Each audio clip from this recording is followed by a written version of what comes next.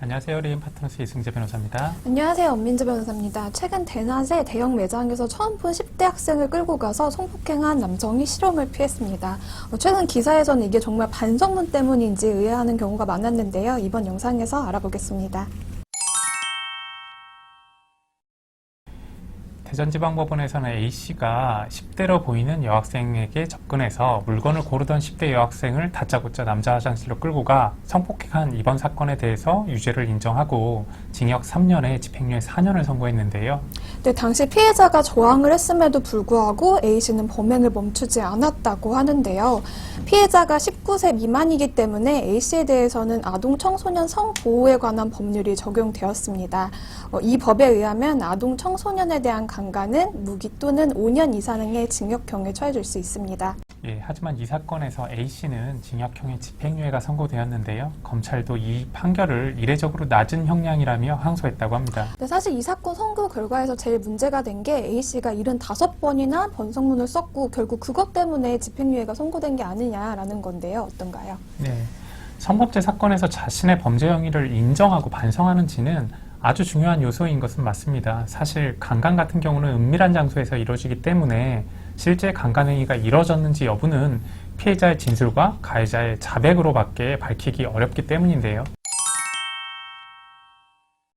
그렇다고 하더라도 단순히 범행을 자백하고 반성문을 쓴 것만으로는 실형이 선고될 사건이 집행유예가 선고되지는 않습니다. 그렇다면 집행유예가 선고된 가장 중요한 이유는 뭘까요? 이 사건을 보면 법원에서 양형 이유로 밝힌 가장 중요한 사유는 사실 바로 피해자와 합의했다는 사실인데요. 피해자가 처벌을 원하지 않는다는 의사를 보였다는 것입니다.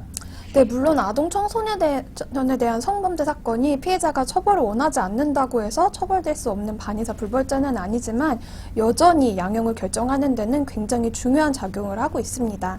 사실 이 사건에서 불가능해 보이는 집행유예가 가능했던 이유는 전적으로 피해자와 합의를 했고 그 피해자가 A씨의 처벌을 원하지 않는다는 처벌 불원서를 제출했기 때문입니다. 이 사건에 대해서 검찰에서는요, 법원의 판결이 이례적으로 낮은 형량이라고 보고 항소를 한 것으로 알려졌습니다.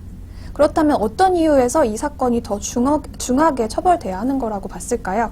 일단 성범죄 사건은 이 사건처럼 가해자가 피해자를 무작위로 고른 경우에는 알고 있는 사람, 즉 면식범에 의한 성범죄 사건보다는 더 중하게 처벌될 수 있습니다.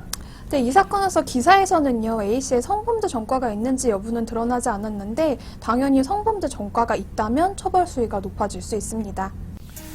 사실 기사에서는 가해자가 반성문을 75번이나 썼다는 점만 강조돼서 마치 피해자와 합의를 했기 때문에 집행유예가 선고됐다는 점이 크게 드러나지 않았는데요. 만약 피해자와의 합의가 없었다면 당연히 실형이 선고됐을 사안입니다. 네, 성범죄 사건에 대해서 궁금한 점 있으시면 저희에게 언제든지 문의 주세요. 그리고 구독과 좋아요도 부탁드릴게요. 고맙습니다. 감사합니다.